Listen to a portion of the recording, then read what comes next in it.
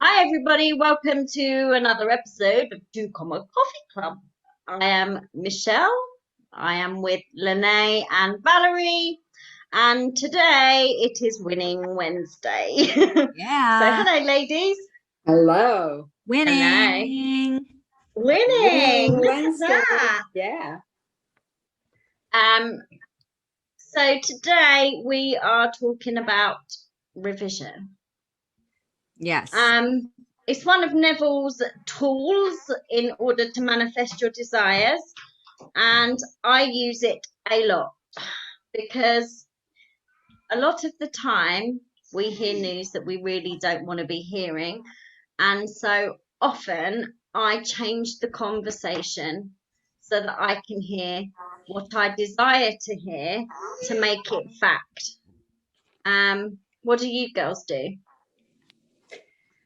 Well, I tell you, a lot of the time it's true. If it's either like last night I was having a conversation with somebody, I had them on speaker, and I'm letting them talk and go on and say their thing, and I'm rolling with it and just revising it as I go, so that I could walk away not feeling they were like being so intense about the whole thing, so I could walk away feeling, because like a lot of times if somebody is calling you and they are very bent on persuading you to their point, or they're saying a lot of negative seeming stuff, the feeling you walk away with is like, oh my gosh, I'm exhausted and drained. And sometimes it's called, if we were talking in energy terminology, somebody was an energy vampire and drained you, but You're an empath. you're not going to have it. Yeah, the empaths and all that. And yet, if you know that there's only one cause, I'm imagining the feeling of being drained. So in order not to feel like that, I can just revise it, that the conversation was a lot more pleasant conversation, or a more positive sounding conversation. Now, some people might say, well, why are you doing that? Because that person was just being honest, or that person, well, they were expressing themselves. So I need to only go by where I'm coming from with that they are what I am responding to. So I can choose to take it in a different light. Yeah, it's all about me. Yeah. Yeah, it's about Yeah. me. Now they may have some points that are valid, that I can decide whether I'm keeping them in or not. It's kind of really being the editor in a sense. That's why it's so beautiful to be able to either go back. You're taking, it is still present, because you're taking something, say, that would happen way back when, that was always bugged you and affected your attitudes toward things, and then you revise that, because it's really part of it's part of now, it's part of what's current. So you're really reshaping that, so it doesn't perpetuate. So I'm the sciencey person, right? And Yeah. I like to read a lot of philosophy and psychology and biology, how we operate even on a biological level. And so with that being said, and this ties into revision. So for people who are listening who are nerdy like me in that sense, they actually did this study a couple of years ago that they used 9/11 as an example. So when people were remembering 9/11, actually were not remembering the actual event of that day. They were remembering the last time they thought about the event. So every time. So it becomes like Chinese whispers. Yes. So that's how it changes. All of a sudden, the story somewhat changes, Right. like the telephone game. And so while they are Yes. living this experience over and over and over, say like somebody who has PTSD from that, they're actually reacting to their last memory of the event, not the actual event itself. So knowing that, and knowing that there's a study done on that, if you come from that perspective and realize that you are only reacting to your last time you thought of the scenario or the situation, how easily you can change that reaction that you have to it. Yeah, because it's not your real reaction, is it? It's only the Yes. reaction to the last time you thought about it. That's amazing. Yeah. Yeah, exactly. So it's constantly being moved because there is no then. It's Right. It's always now. Yeah, it's always now. It's always now. Yeah. So where else are they gonna take it? And different cultures and different, like if you look at Buddhism or different philosophies, let's say, they'll say, it's karma that comes up from like the storehouse of the karma and is brought forward. But it all comes back to this one point. Consciousness is the only reality. There is really only what's now. So that's really all that is happening, is that it's being brought into the present. That's really, that's it, So I think revision was probably one of Neville's, almost his favorite toy. Yeah. His techniques, I've got a quote from Neville. I've got two separate ones, but shall I just read them all out together? Yeah. Okay. As you review your day, it is important to revise each negative reaction so that you can remember it as what you wished had happened, rather than storing that memory as it did occur. What you think of with feeling or emotion is actual fact. That which you experience in the physical world is merely a shadow, reflecting the reality of your imaginal act.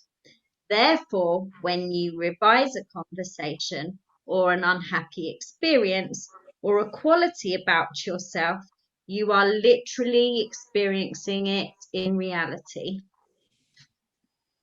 Yes. And that just sums up everything that we've actually already said, hasn't it? The end. Bye. Yeah, end up. That was the quickest Coffee Club coffee ever. That's it. Yeah. Cheers. Yeah, right. So yeah, that's the case, And here's another thing. It's something I'm going to be talking about a lot more. That it's really, for instance, helpful if you're trying. If when the thing about like, say you have a fight with someone has a fight with their boyfriend or girlfriend, and their feeling is a little bit victim, a little bit I deserve better than to that he or she talked to me like that, and that comes from the state that you're occupying. So revision can shift the state of I deserve better to I desire, and move it into what you really want. So it's much more powerful. This is what Anya Emke, who was our guest a few weeks back, was a huge game changer for her. This was her life-changing when she stopped. She came out of that space she was in and started working from her desires. And this is really where it starts to change. And I think revision can be a big part of helping with that transition into understanding desires. I love this tool because it really helps you. When Neville always talks about you must persist in that desire, you must always persist. And by revision, you're just revising it constantly. It becomes second nature. That it just happens constantly. So whenever you hear something you don't want to hear, whenever you receive a letter in the post you don't want to receive, whenever my kids tell me that they're not unloading the dishwasher, I revise it all the time, just as we go along all the time. And now I go throughout my day smiling instead of getting really dodgy. My kids used to laugh at me because this is my angry face. And they don't see that very often anymore because I'm just smiling because I'm hearing what I want to hear instead. And it actually Nope. it just helps me go through the day beautifully, and it allows me to keep persistent in my state. Well, Yeah. that's right. Now, 2020's thing was about when he's got thoughts that come in, what, you know, because somebody was talking about that in one of the Neville groups, and, you know, they were starting to have some strange conversations and, you know, in their mind about stuff. And he says, well, when I do that, I just raise my eyebrow. I raise my eyebrows are very light. So You do it one at a I'm time. raising my eyebrow. So maybe what we could do is draw an eyebrow like up here, and because once the, you know, once you look, because what happens One is eyebrow. one eyebrow, because what happens is that when the mind, when your mind knows it's being observed, it goes, pulls the lid down, because you can't be giving out those kind of thoughts and looking at it and raising your eyebrow at it. It's not going to be able to do the two Yeah. things at the same No, time. that's right. Shut That it made down. me laugh. When Yeah. he said that to me, he said, Michelle, he said, if my mind is doing overtime, I just raise my eyebrows at it. Yeah. And at first I thought, what's he I love talking it. about? I And love then it. when you actually practice that, it does stop your thought dead in its track, and you can then revise what your thought was. Well, you know, the other thing is, I think also if you sort of raise your, whether you're doing it mentally, but the place it takes your eyes is that unhooked Takes your eyes place. up. And it takes Yeah. your eyes, so you can't, the thought's not going to be in that part of the brain, or the vibrate, you know, the movement of the nervous system or whatever. That's is not gonna NLP be, for you, isn't it? Yeah, it's Yeah. NLP. Yeah. But boy, that unhooking is quite an amazing, you know, for those who don't know, who are watching and listening, it's just eye positions that you hold for a certain length of time, and they have an amazing effect both on your eyesight and on your thoughts. So, Yeah, well, when you actually look up, it's okay. If you actually, naturally, when everybody's praying to a God outside of themselves, they're like that, please God. Or when you're wishing for something, we naturally all go up. And so, 20 in there was a lesson, wasn't there, that says you've got to practice for 1 minute and put a timer on and keep your eyes up for as long as you could. Well, I tell you what, the first few times I've done that, my eyes did not fake. I thought they were going to fall out of their sockets. I failed it. yeah, you didn't feel it. Yeah. No, I said I failed it. Oh, you failed it. Oh, you failed it. She failed. Oh no. I find that certain Look, things. that's why I've got all of these lines now. I've practiced it so much. Yeah. I skipped the things That's what that don't happened. work for me. So Yeah, but I find for me it's because I wear glasses. All the, you know, these are what are they called, prescriptives, and you know, the 3/5 things that progressives rather. And so these are on all the time, and it's really good to take them off and disconnect from that. You know, it is restful, but you know, at some point it'll work. But you know, it's you definitely, it takes you to that other place in the mind where there's no space.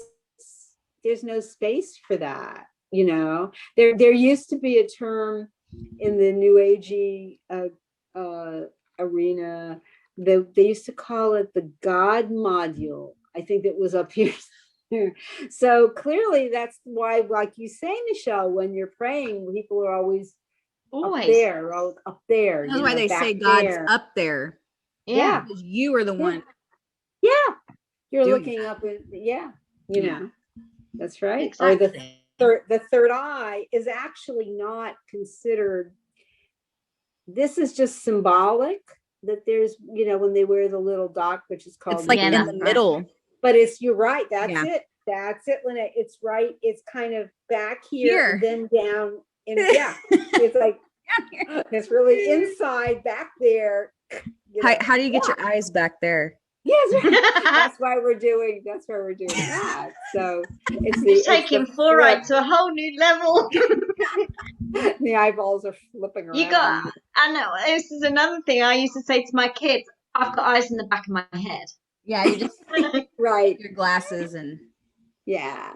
Just mine go around like this. My head spins like that sometimes. 360, your head spins, yes. Exactly. Oh, it's exorcist time, I would call her. Oh, but God. yeah, it's It was when the kids saw my angry face. They don't see it no more. Right. So maybe I've been exercised. Well, that's the other. There was somebody say about raising the eyebrow at the kids, so it's like, you ever been with somebody who raised, that's all they take, they bring their kids over to your house or something, and the kid starts to reach for something, and the parent is gone, but the kid goes, oh, stop, so it's very powerful that you cannot get around the power of the gaze, or especially when you turn it back on itself. And that's right. Why that's that whole process.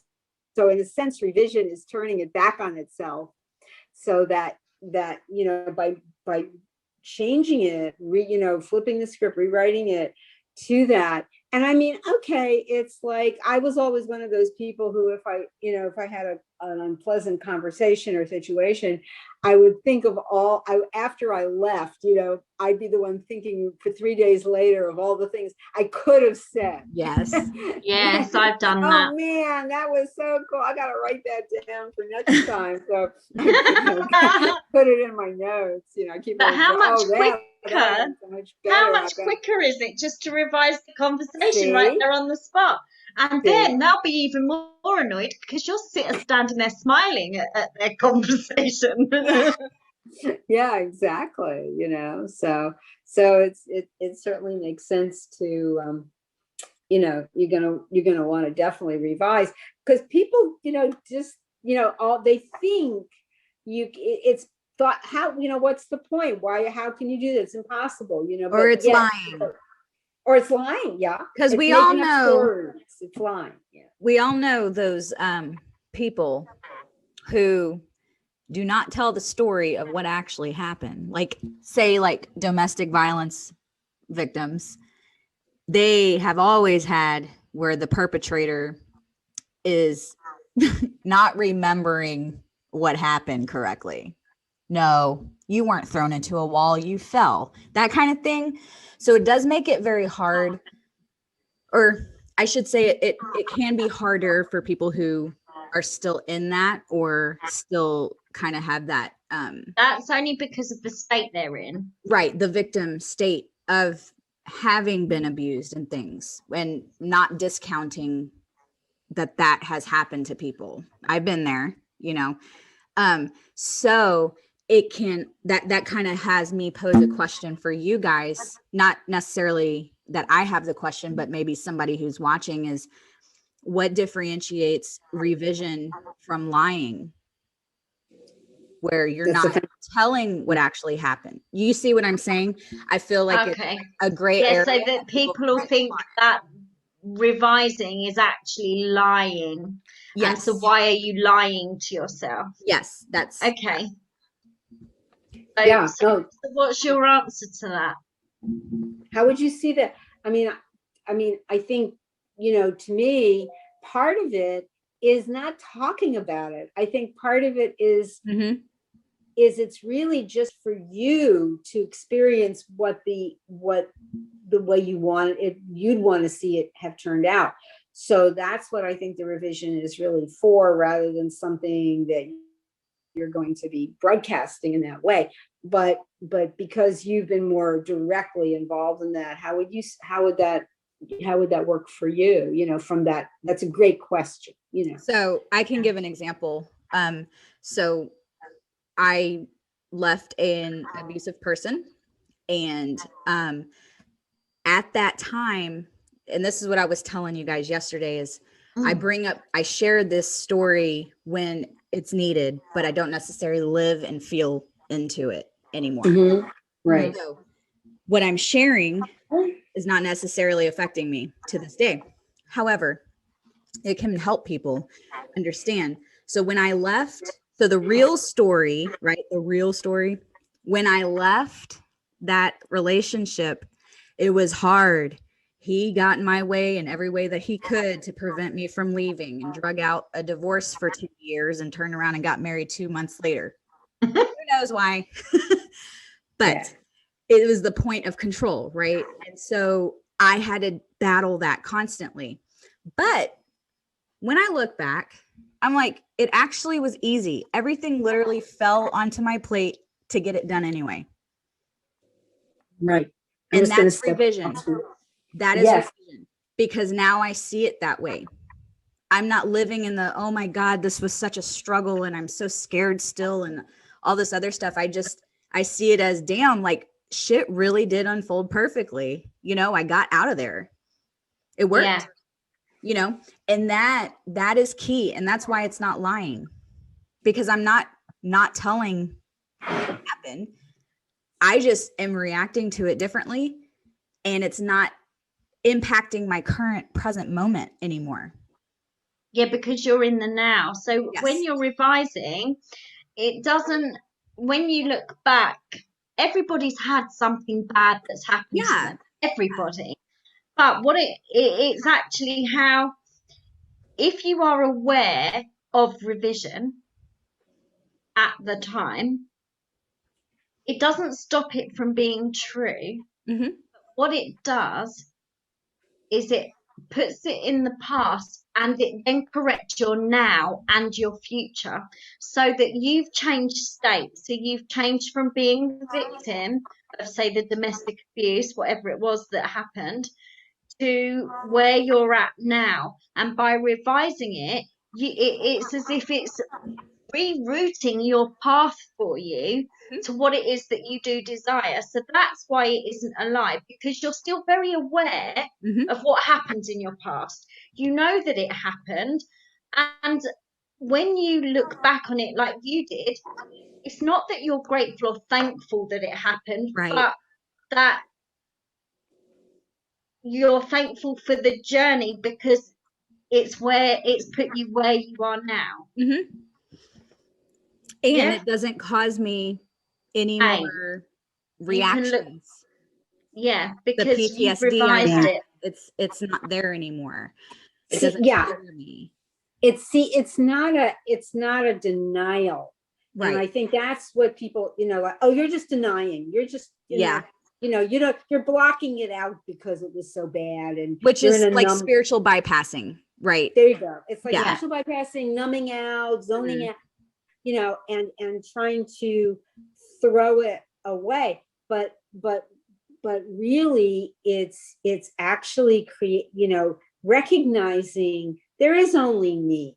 Mm-hmm. There is only me. This was something that was put here for me to experience as I am in that state. So in order for me to continue that, I have the ability to completely change the outcome. Yeah.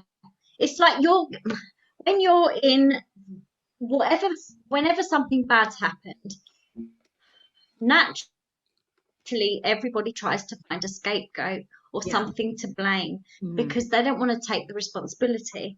When you revise it, and you are then altering your consciousness, you are altering your real life path, right? By revising it, you're then taking responsibility. You are owning it. Whenever, I've been through therapy and stuff, and what I found that I didn't like throughout the therapies is that they too didn't encourage you to take ownership of your part. This is your life. You are responsible. They're also, whoever's involved in that situation is also responsible. But by revising it, it helps you to conform to the outcome of what you really desire.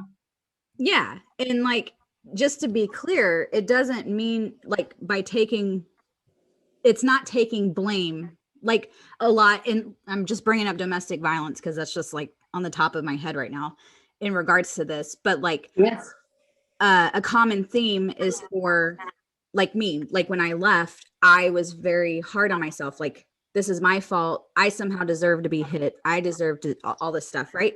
It's not that. That's not taking accountability for your role in the sense of, oh, I did something to deserve to be hit.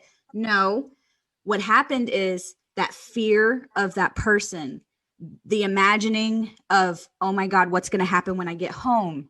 That stuff boiling and boiling and boiling then creates that scenario happening. So it's not that you deserve to be hit or whatever, insert abuse, right? It's that fear just overwhelmed you enough to create that over and over and over, which then caused a domestic violence situation. I mean, so many people, when something bad happens, when you're discussing it, people will even use the term, oh my God, I'm imagining the worst. Right. Well, what the hell are you imagining the worst for? There you go. I know. Yeah. And you see how that comes up again about what you were saying, Lenny, about deserve. That's the other thing. See, that it's that state of either, oh, I was wrong and I deserved what I got, or I didn't deserve what I got. But there is that element of that's as much as is ever going to go. Whereas, when you turn it around into what you desire, and who's going to be desiring something bad to happen to them? Right. So of course. It's a complete turnaround. Yeah. So, it's the other thing is, like you say, you have it boil over, and as Michelle is saying, it just kind of builds it up, snowball, so that it is good. Yeah. And of course, for a long time, even in the court system and women were not heard. Right. It was always skewed. It was more often than not skewed to the male partner. Mm-hmm. In terms of who was believed and who was the bad person. And, so there was that whole thing. So it got a lot of stuff just got smushed down, got shoved under the rug. So revision is very powerful for creating what you do want. Well, I'm going to say creating, I'm going to say manifesting what you do want. And really, it's just looking back at that situation, like what we were just explaining, and looking at it and saying, I see now how there was an escalation, and that escalation was because of my fear of this happening over and over. That's your personal responsibility in it. And if you can just claim that and notice that, that's how you can revise in the sense of making it better for yourself and the reaction to it easier for you, versus blaming him or her, right? Blaming that person to this day, they're an abusive person, blah, blah, blah, blah. Or just remaining in that victim state for that, because where you're at presently, you're not in that, right? For those who have moved on from that. So in order to revise, like some people at home are going to be wondering, okay, so what do I say? How do I rethink a conversation? How would I revise it? So, I mean, it can be anything from, let's take Valerie's has been house searching. She had a bit of a meltdown a couple of days back because something didn't go her way. Now, instead of you imagine, so the realtor will phone and say, I'm really sorry, your offer wasn't accepted. You revise that whole telephone conversation. You remain on that phone. Once they put the phone down, and you imagine up the congratulatory conversation, for example, they said, yes, it's a done deal. That's short, that's simple, and it's finished. And you retell yourself that conversation. So Valerie would remain on the phone, and she would hear from the realtor, yes, they've accepted your offer. It's a done deal. Mm-hmm. And it will go on and on in her head until she feels it's so real So that then what it does, the revision has taken place, and what it does then is it sets the path for that to actually happen, because that is the outcome that she wanted. Well, that's right. Non-negotiable. Yeah, non-negotiable. Non-negotiable. So as it turned out, at least out here in the appearances world, that the old The echo, the shadow world,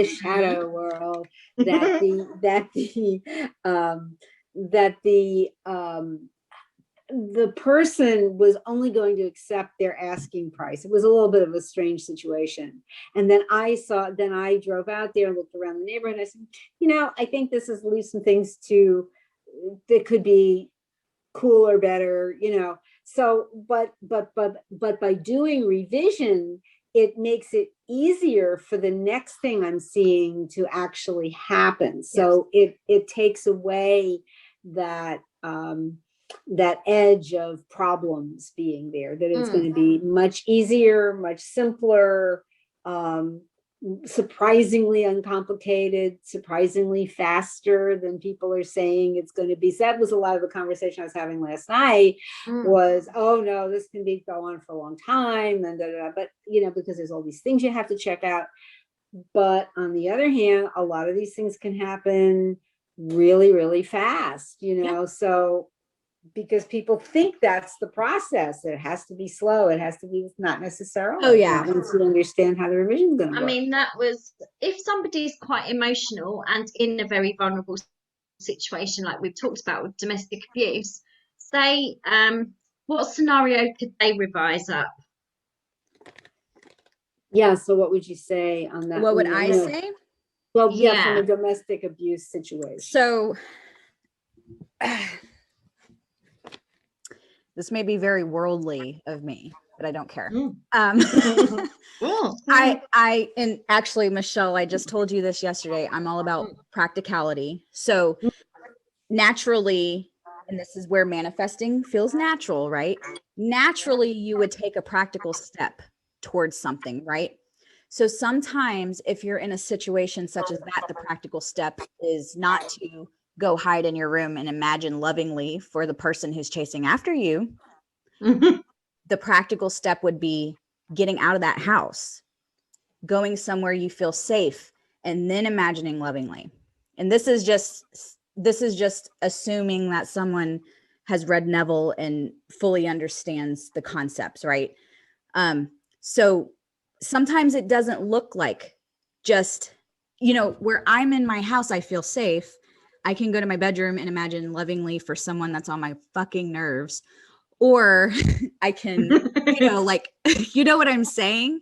But like in situations where it's escalated that far, I think at that point, really the practical step next that would be different, that would cause a different reaction to you, would to take a practical step such as leaving that situation at that moment to then regroup and imagine and react from a different state perspective, because then they feel safe, right? And now you're in a safer state. I don't know, you want to call it. So that's kind of like my idea. And so the revision part of that is make sure you feel like you're in a environment that really supports being able to think lovingly and to reevaluate what's been going on, to then be able to change that and say, we got in an argument tonight. Maybe I could have reacted differently and not been fearful of him. Maybe he was just asking me a question and I reacted this way because of what happened. You're on eggshells. Yeah. Right. And because you're assuming his behavior pattern, aren't you? Yes. Which then escalates, right? So I get that. And that's why I'm saying, if you don't feel safe doing that, that's not the time to do it. Just like anything else. If it's not the time to pick up the phone and make a phone call to make an offer on a house because you feel like they're going to say no, that's not the time to pick up the phone and do that. Exactly. So in that situation, if you feel scared, that's not the time to just sit in your kitchen and imagine lovingly for the person. I mean, get the hell out. Leave. Yeah. I mean, if I'm facing, a certain time frame where I am now in order to change that arrangement. And it may necessitate an interim move, but then I can relax in that move and take the and then have the luxury of, oh, I can see this week and something next week and take my time and really not feel pressure. Now I can revise on the pressure. There's no question. But, sometimes you still have to take that bridging or stepping stone, I think is what Victoria called it, which is true, because Neville worked as an elevator operator. He did other work, or he did performing, and he did a lot of, and that was part of his career too. But at the same time, you do what you have to do as these other things start to evolve, So it's not pulling rabbits out of hats, although it can seem like that because it can happen really, really fast. But it's not a trick. It's something that you're setting in motion, and then remembering, as Neville said, everything is going to come. It will be sure, it won't be late, but it's not necessarily the timing that you feel you think it should have. It's all happening, but it isn't. It isn't an A to B situation. It's bouncing all. It's not linear. So it's going to do what it needs to do to come together. Exactly. And by you taking a different step, instead of reacting to the situation over and over, you took a different step. And whatever that looks something will change. You changed it. It's already on a different course at that point. So, essentially you're going to do the thing that you must do to really, in a sense, fill in the blanks, to make those stepping stones until the situation shifts and it's manifested. I mean, sometimes, yes, you can stay in a place until, say it's a house that you're after and you're staying somewhere you don't want to stay. And it can be up to a certain point, but, and then you're going to say, I'm getting nervous. Is anybody ever going to, am I going to find another place? Now, in some cases that has happened, but if you're in a situation where you need more time, then, give yourself that break. Don't feel that you're being put to, that you're being, put to the test in a sense. It doesn't have to be that way. So that's really what I wanted to just kind of sum it up and say that. So that the manifest, and that what will happen, as Neville said, is sure, it will not be late. It's not linear. It's going to happen however it's meant to happen.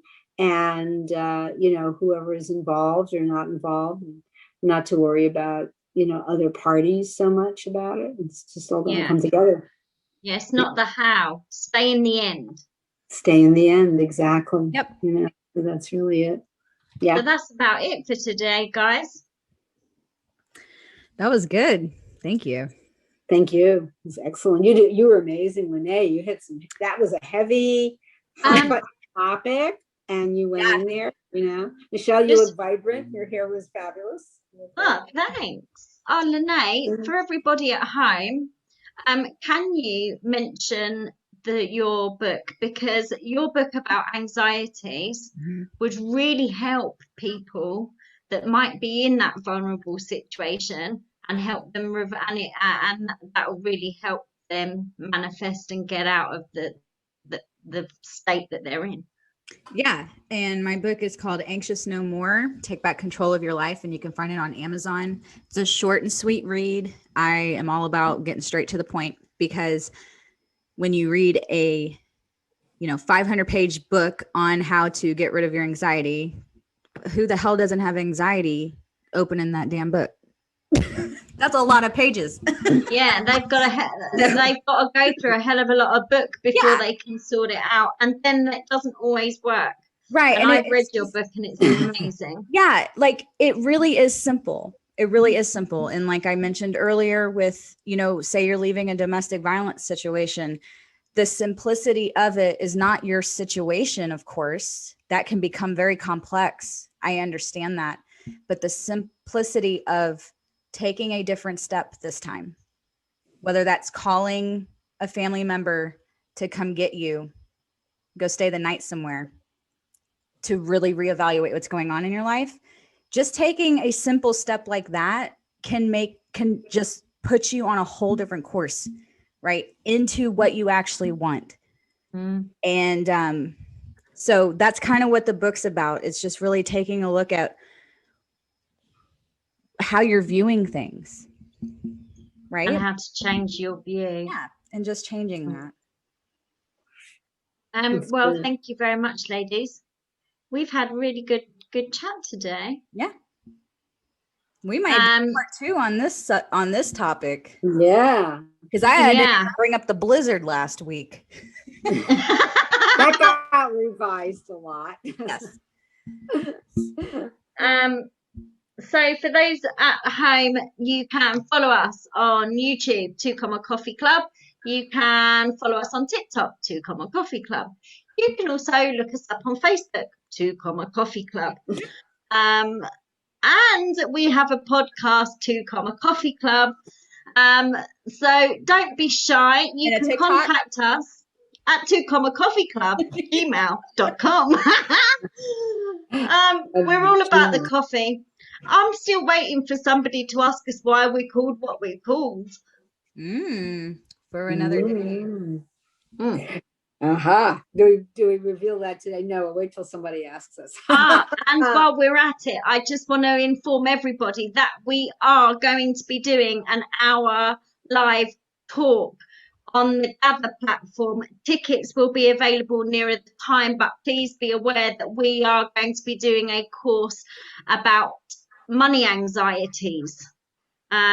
We have our special anxiety expert. We have Valerie, who's an expert in her field of banishing money problems, and I will be taking you through how to manifest and steps you can take to utilize your state of wealth.